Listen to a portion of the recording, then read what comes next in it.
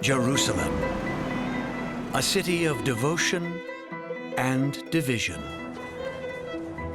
And at its heart, a museum with secrets dark and strange. Underground freedom fighters, an elixir from a magical oasis, and a rusted nail that whispers of a crucifixion. Secrets hidden in plain sight inside the Israel Museum.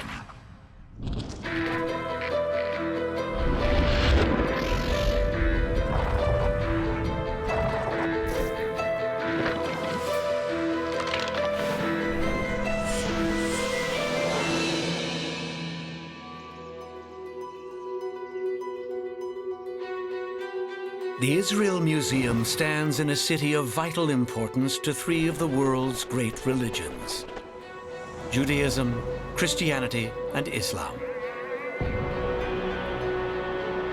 For believers, Jerusalem is where God spoke to Abraham, Jesus, and Muhammad. Beneath many holy sites, there are sacred ruins underground, in layer upon layer, back to the dawn of time. Religious relics found beneath Jerusalem and in the Holy Lands beyond fill the galleries of the Israel Museum.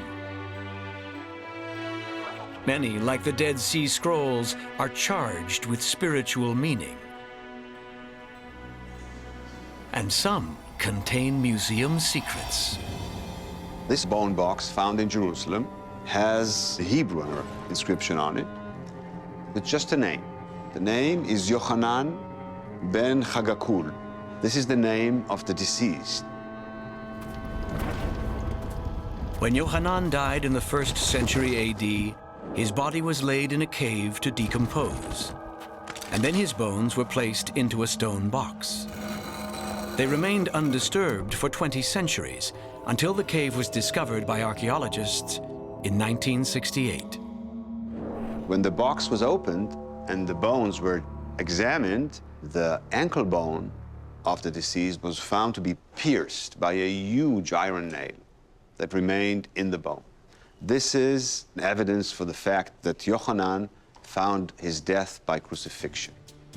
This is the only find ever found of a man that was crucified. And yet, Yohanan's last remains may have the power to completely change the traditional image of Christ on the cross. What was crucifixion really like? That is our museum secret. In Old Jerusalem, traditional images of crucifixion abound. To probe the reality behind them, archaeologist Shimon Gibson will follow a procession by devout Christians as they retrace Jesus' 12 stations of the cross. So this is the Via Dolorosa, the beginning of the Via Dolorosa. The procession begins here at Antonia Fortress. The procession then leads down through the streets of Jerusalem, passes under this arch. We're going to follow that now.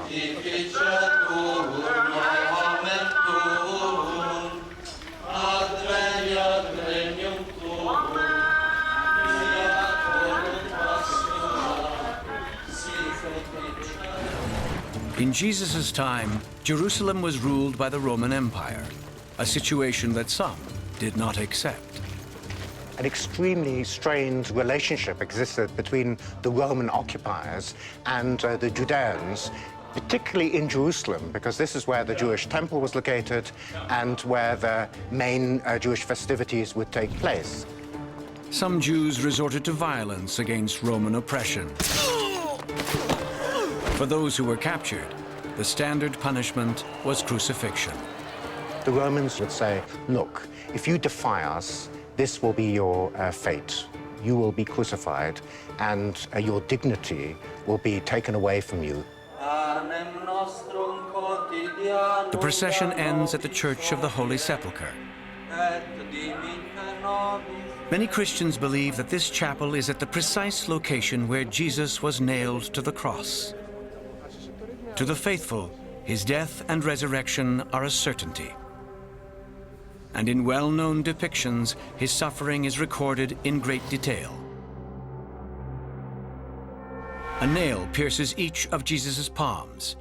A single nail pins his feet to a tall wooden cross.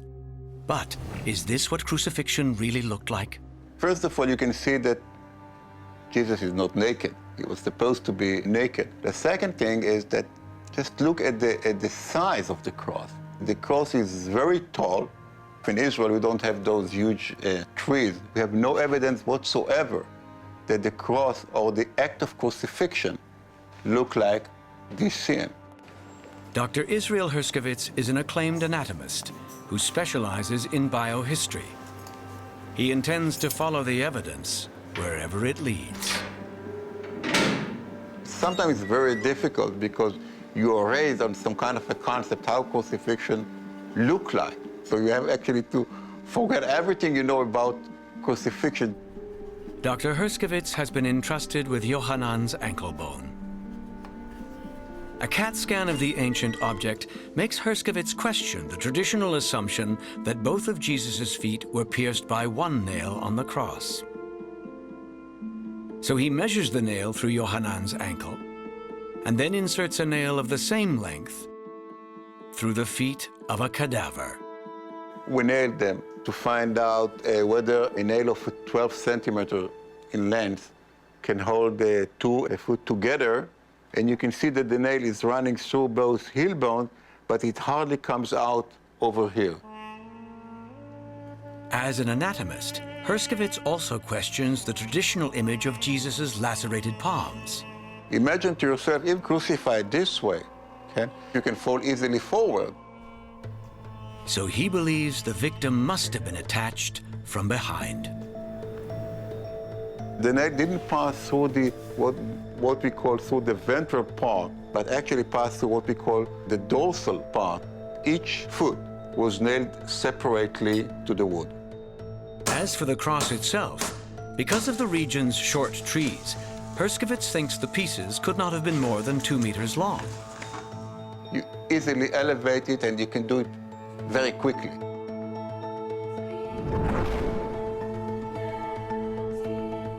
This is the crucifixion that fits the physical evidence and the history. In 70 AD, Roman soldiers set fire to the Jewish temple at the center of Jerusalem. The Jewish rebels who rushed to save it were captured and crucified outside the walls of the city. If you use this type of method, you can really suspend hundreds of people a day. This is the way I believe people were executed during the Roman period. But if so many died on the cross, why is there so little physical evidence? The reason was quite simple. That is that when somebody was taken down from the cross, the nails were removed and reused. The one instance we have is a result of a mistake. The nail had gone through the heel bone and had struck a knot in the cross or the actual tree, and as a result, when they were trying to take the nail out, they couldn't because the end had bent over. And so the nail and the bone survived all this time together to change the iconic image of the crucifixion forever. Next on Museum Secrets, the original underground freedom fighters.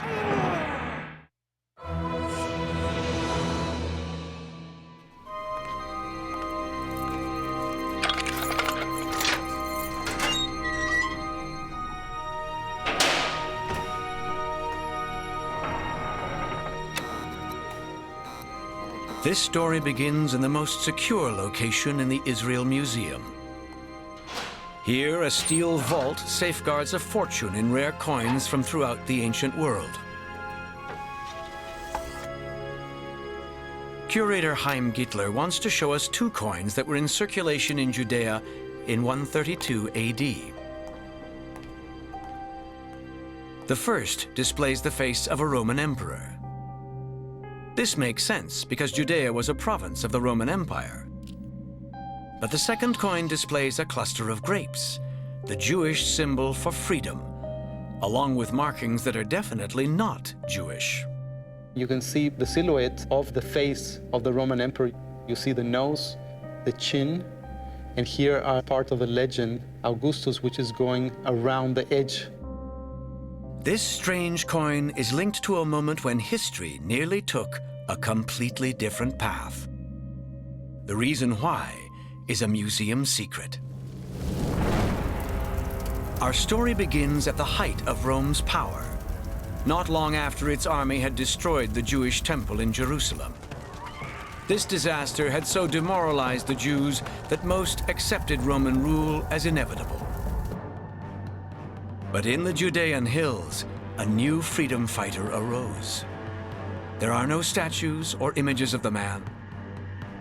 Historians even disagree on his name, but most call him Barokva. He needed fighters who believed that mighty Rome could be defeated. And so he recruited believers, students from Jewish religious schools. The Romans had weapons and armor that Barokva could not match, so he gave his men something else. A lethal, ancient Hebrew fighting technique called a beer. A beer is a combination of every fighting system and category of the system used by all of our people in every generation from the beginning until now. For observant Jews, the word is everything, and this extends to a beer. Every move is a letter of the Hebrew alphabet. I'll give you a letter, for example, Aleph, Bet, Bet, Gimel, Rimel, Dol, Dol, Rosh, Shin, He, Wo, Tau, Tho. Okay, and this is the Aleph which incorporates the entire body. Barokva did not engage in skirmishes or terrorist attacks, but patiently built his army till it numbered in the thousands.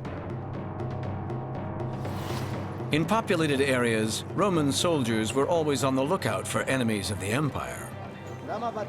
So Barokva ordered his men into the hills.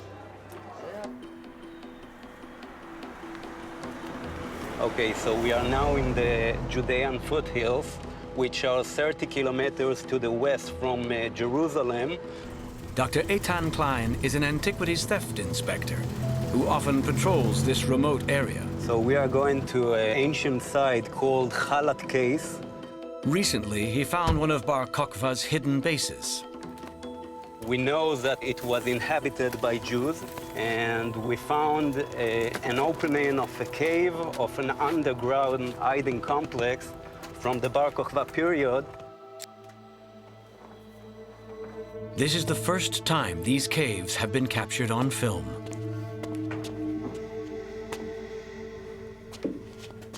So this is a refuge room, part of an hiding complex during the Barokva revolt. So these are storage jars. People that were inside this cave, they were using it probably for oil or for wheat. Historians believe it took Barokva several years to build up his forces and the underground complex. Storage rooms and cisterns were designed to provide food and water for a long stay. In case of Roman attack, the maze provides multiple avenues of escape and many ways to become completely lost. One could easily die down here, unless, like an ancient freedom fighter, you know every twist and turn. In this cavern, Klein has found something that archaeologists rarely see. This carved stone was used as a door lock to this opening. So if an enemy is coming, the people here could lock the door and that's it. But the caves were not simply defensive. With entrances that blend into the landscape, the caves were designed for surprise attack. When Roman brigades trudged down nearby desert roads, they were set upon by Barokva's hostile forces who appeared out of nowhere. Caught off guard, the soldiers were forced to fight hand to hand. My ancestors realized that the Roman soldier was not a very great fighter on the individual level, that their strength was in a brigade and working as a unit. They could not use their chariots. They could not come in the brigade style because they would have to keep going around trees. That would separate them and keep them in a situation where they would have to fight us as fighters on a one-to-one level.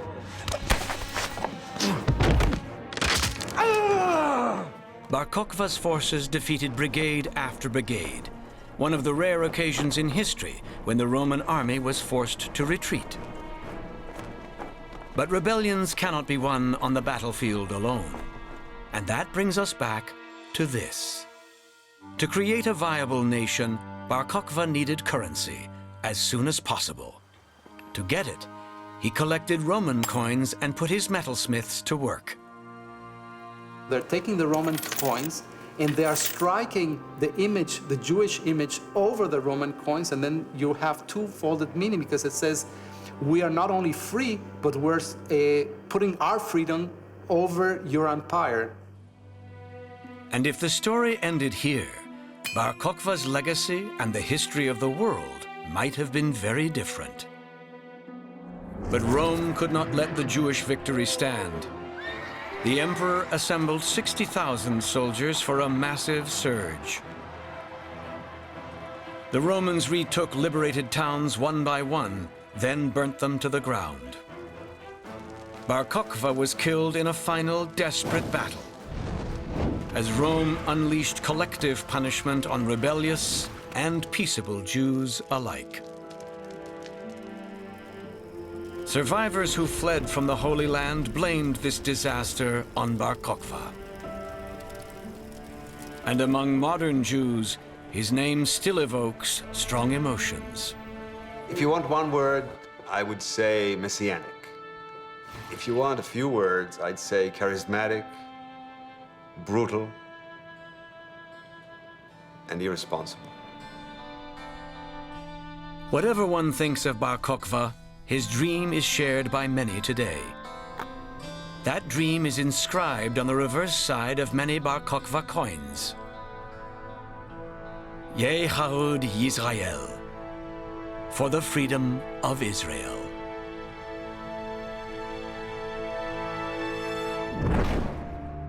Up next, the secret of Herod's tomb.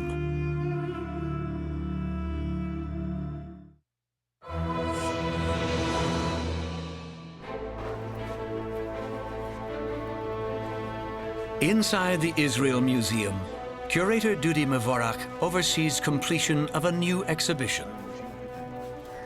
It has personal significance for Dudi because it will showcase a discovery made by his colleague and former teacher, the late Ehud Netzer. Professor Netzer is celebrated as one of Israel's greatest archaeologists. During his lifetime, he made discoveries throughout the Holy Land, from the fortress of Masada to the city of Jericho.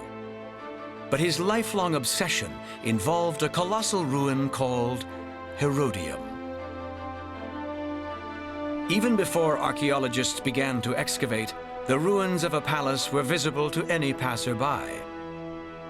And the Jewish king who built it is also known. His name is Herod. Take your men, go to this Bethlehem, and kill all the newborn. All of them. Though the real Herod didn't kill babies, he did order his Jewish subjects to bow down to Rome. Hail, Octavian. He also decreed that he should be buried at Herodium. Unfortunately, he didn't say where, and Herodium is a big place. Archaeologists agreed that Herod's tomb must be here, somewhere, but no one could find it. In 1972, Ehud Netzer decided he was going to crack the secret of where Herod was buried.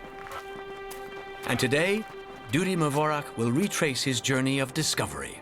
Most scholars actually gambled on the idea that Herod is buried up on top of the mountain.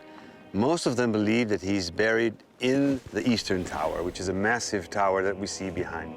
Professor Netzer believed from the beginning that it's not reasonable to assume that, because the moment you use a place for burial, it becomes ritually impure in Judaism. So Netzer began to hunt for Herod's tomb at the foot of the mountain. Professor Ehud Netzer, excavating down here, finds this building already in the 1970s. At first stroke of the hammer, he thinks this might be the tomb.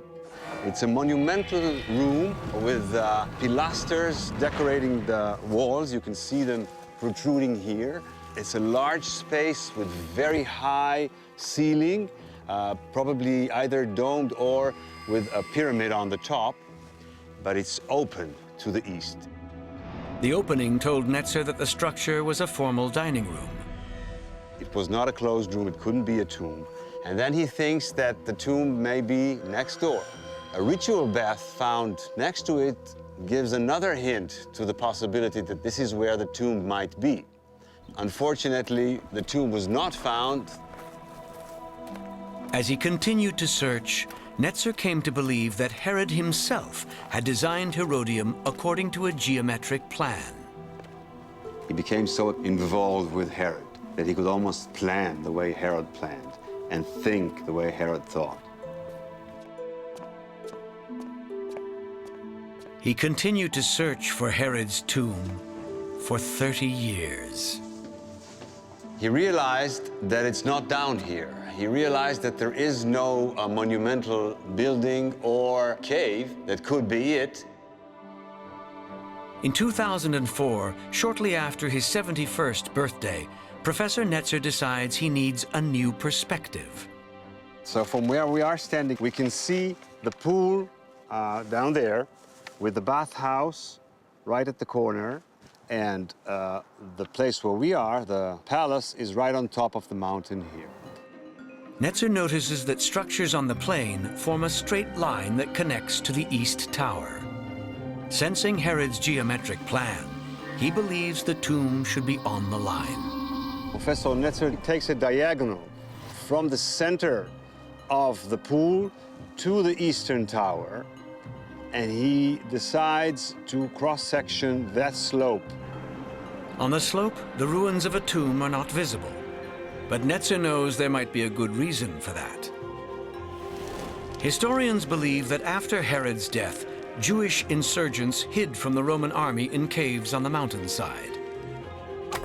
Hating Herod as a Roman collaborator, the rebels might have reduced his tomb to rubble.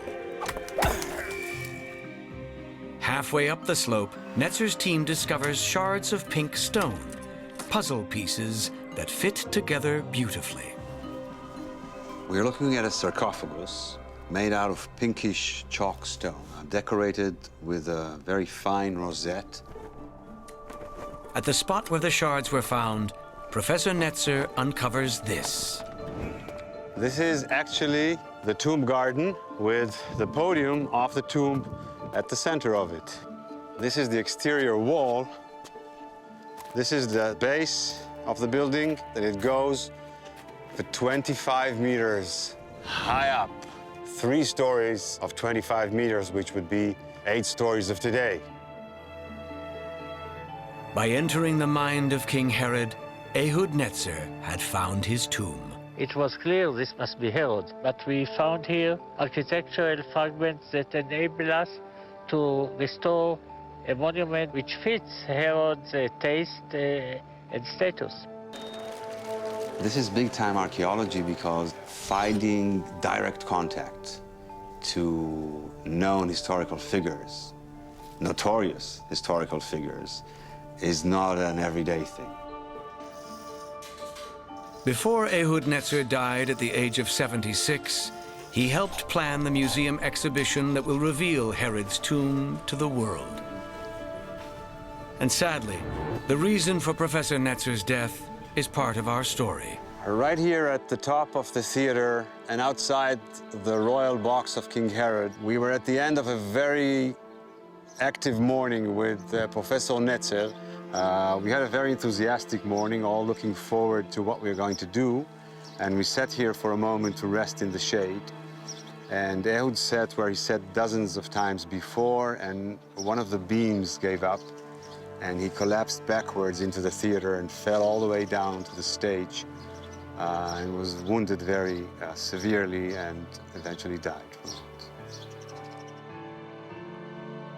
Ehud Netzer's death was tragic, but he died where he accomplished his life's greatest work. Herodium is King Herod's monument, but it's also a monument to Ehud Netzer. Up next, a secret about the Virgin Mary.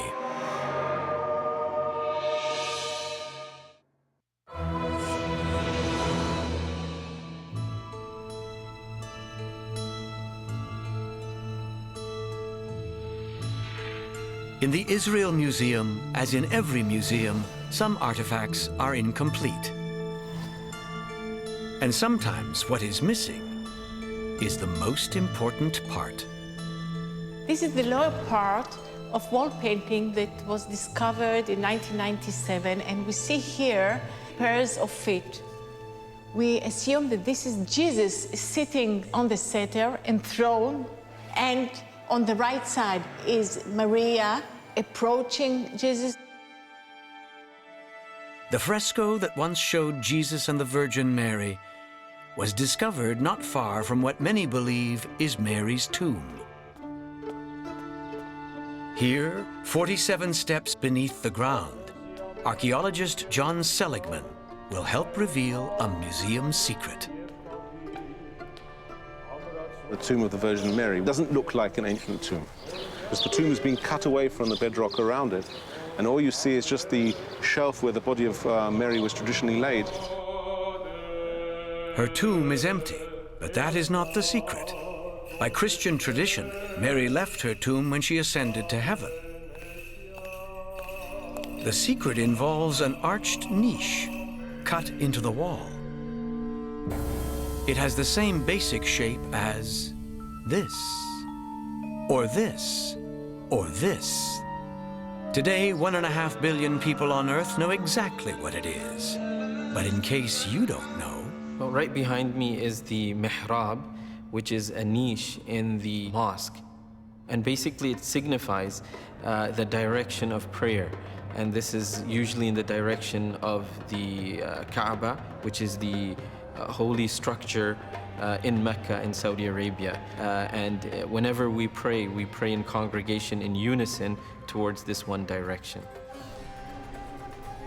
Why is there a Muslim mihrab in the tomb of the Virgin Mary? That is our museum's secret. Our story begins in Jerusalem in the 11th century.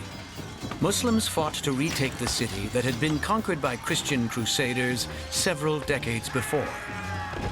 And when the Muslims reached this place, they began to tear down walls and churches. Now, you've got to remember, Western Christianity was seen very unfavorably. A place like this, which had been involved very deeply with the Crusader order in Jerusalem, was dismantled. But instead of dismantling Mary's tomb, the Muslims carved a mihrab in the wall.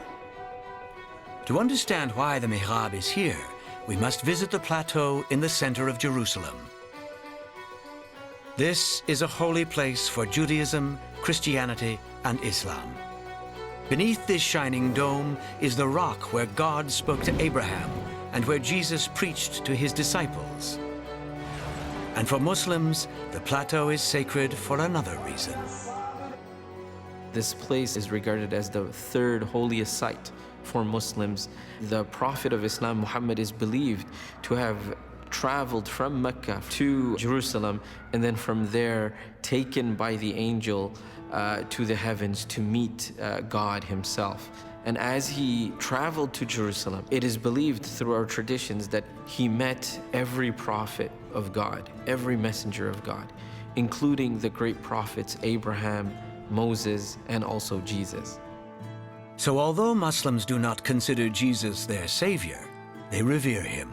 It's very clear in the Holy Quran, whenever Jesus is mentioned, in majority of the verses, God mentions Isa ibn Maryam, Jesus, the son of Mary. So Mary is revered and respected. And that's why Muslims carved a mihrab within the Virgin Mary's tomb. The church belongs to a Christian order, and for that reason has to be removed, has to be taken away. But the tomb of the Virgin Mary survives because this is also a shrine which is holy to Islam. There is no reason to destroy the tomb. In the streets of Jerusalem, religious differences and political conflicts are obvious. But as with the fresco in the museum, we might not be seeing the whole picture. The most important part is sometimes the part we don't see, the part we share. This idea is alive in Mary's tomb, a holy place that has been shared by Christians and Muslims for almost 1,000 years. Up next, the secret of the oasis.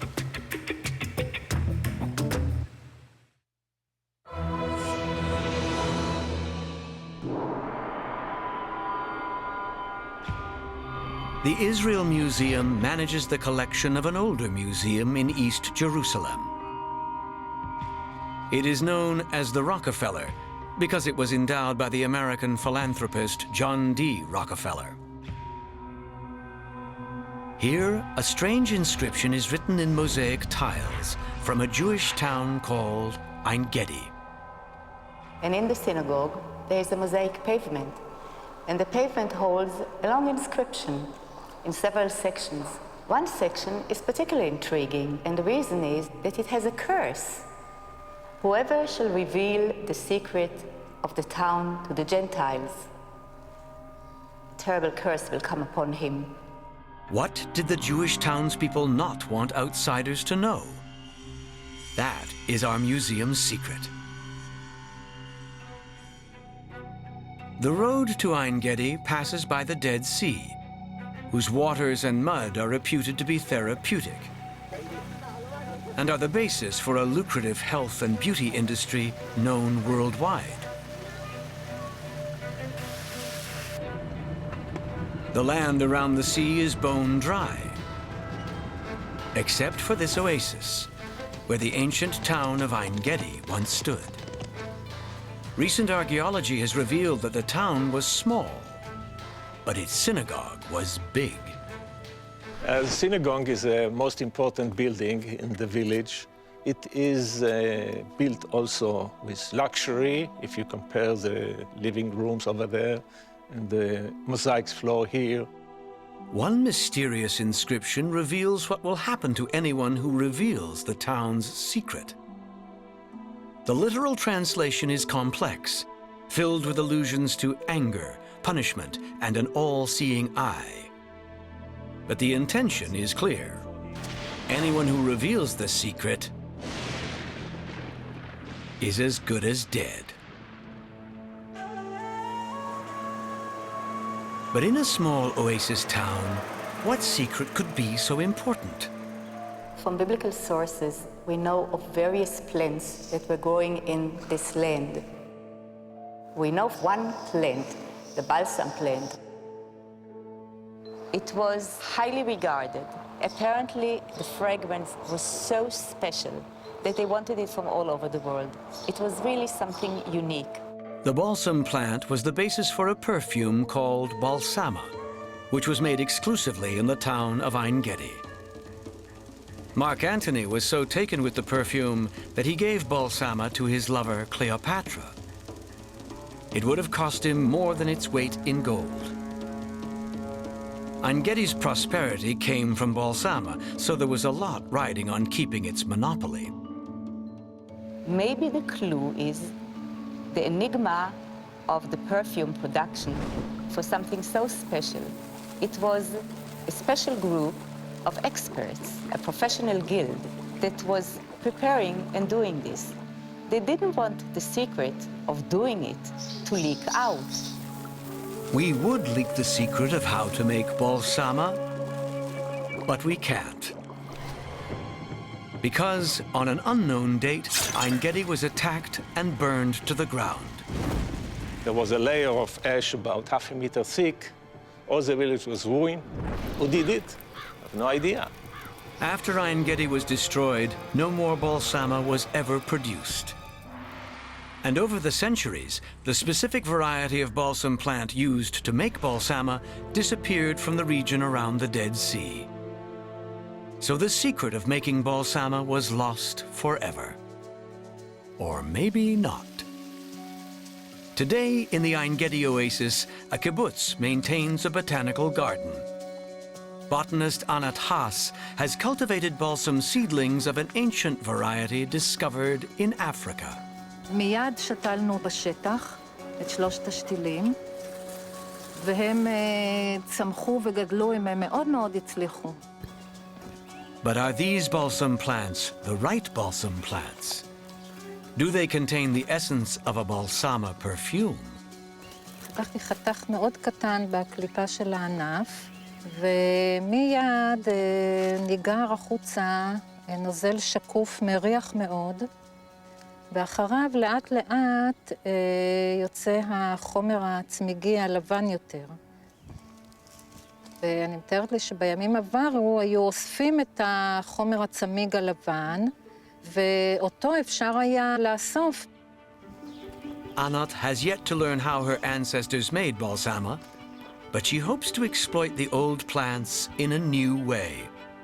One of our dreams is to make the perfume from this plant, because we are looking for stores that connect it to the environment and to our history and to our heritage. But will modern Ein Gedians heed the ancient warning to keep their production methods to themselves? Or will they brave the curse and reveal it to the world?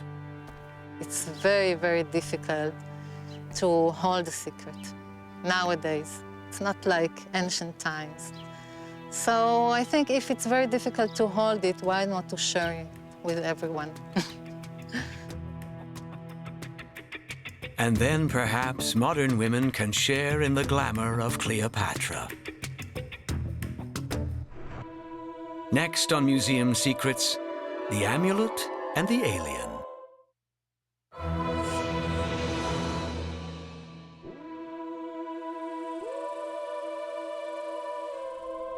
Our final museum secret may be the strangest one ever. It's the answer to this question. What does a tiny archaeological treasure have in common with a science fiction character known as Mr. Spock? The story begins just 1 kilometer from the museum, in an ancient tomb below this church. A young archaeologist discovered a tiny corroded object about the size of a cigarette butt. The year was 1979. Fans may recall that the first Star Trek movie premiered in 1979. But that's not the connection between the artifact and Mr. Spock. It really looked like nothing, but it was very curious. It was pretty clear that this was metal. So it turned to be a metal sheet, tightly wound up. And of course, there was the challenge to unroll it. Curators became excited because, well, finding scrolls in the Holy Land often makes history. Scholars at the Hebrew University in Jerusalem undertake the painstaking work of piecing together bits of ancient biblical scrolls found in a mountain cave near the Dead Sea. Showcased in their own building within the museum grounds are the world's most famous scrolls. Discovered in the mid-1900s, these scrolls were the most significant and earliest biblical texts in existence, dating back 2,200 years. The tomb where the metal scroll was found predates the Dead Sea Scrolls by 400 years. So curators were anxious to find out what might be inside the tiny amulet. It was sent to several centers in Europe. They didn't dare touch it. Acrimony had ensued when some Dead Sea Scrolls had fallen apart as they were unrolled. So it's not surprising that European conservators were nervous about damaging this fragile scroll. It came to the labs of the Israel Museum, where we had decided we'll take the risk because it was by far too curious to let this go and not know what it is. Head of Conservation David Bigalasian would boldly go where no conservator had gone before. כי ראינו שהוא שביר פריך. חשבנו איך לעשות את זה, ובסופו של דבר הפתרון שהגענו אליו היה חיזוק. Using a similar roll of metal, David reenacts the process. וחשוב שגילינו שהדבק, בזמן שהוא מתייבש, הוא גם קצת מתכווץ. ההתכווצות של הדבק גורמת להתרוממות קלה של קצה של האמולט. וזה נתן לנו אפשרות להגדיר את הכלי באותו חריץ העדין, הקטן, שנוצר. David unfurled the metal bit by bit until it was completely flat. The surface was blank, except for a few scratches. והתחלתי לשחק עם התאורה. ברגע ששמתי תאורה צדדית מאוד נמוכה, פתאום גיליתי שיש מספר שריטות שהן לא סתם שריטות. הבנתי שיש איזשהו רשת של אותיות. He could make out the letters of just one word. Yud Chai Vav Chai. Yahweh is the Hebrew word for God. After further examination, other words were deciphered. The lower part holds the earliest biblical phrases ever to be found, so it's of great significance. And these phrases, known also as the priestly benediction, are still recited at synagogue to this day. And this is where the ancient artifact begins to connect with Mr. Spock. When I was about maybe 8 or 9 years old, high holiday services with my family, there comes a point in the service where the Kohanim, who are the members of the priestly tribe of the Hebrew people, get up to bless the congregation.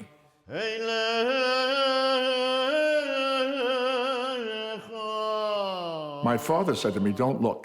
But I was, I'm 8 years old and there's something really strange going on, so I peeked. And I saw them doing that with their hands as they were blessing the congregation, as they were shouting this prayer. It was kind of chilling. I had no idea. It seemed magical. Years later, Leonard Nimoy would recall his experience on the set of Star Trek. And I said to the director, I think we should have something special that Vulcans do when they greet each other. He said, "Well, what do you want? What should Vulcans do?" And I said, "How about that?" When Spock makes this sign, he says a benediction. Live long and prosper. This is an echo of the benediction on the ancient metal scroll. The Lord bestow his favor upon you and grant you peace. And that's what an ancient archaeological treasure has in common with Mr. Spock. Mr. Spock may be an alien, but he is also quintessentially Jewish.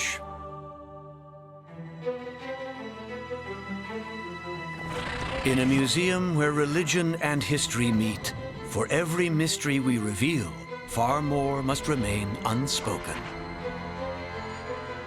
The secrets of monarchs and messiahs, hidden in plain sight, inside the Israel Museum.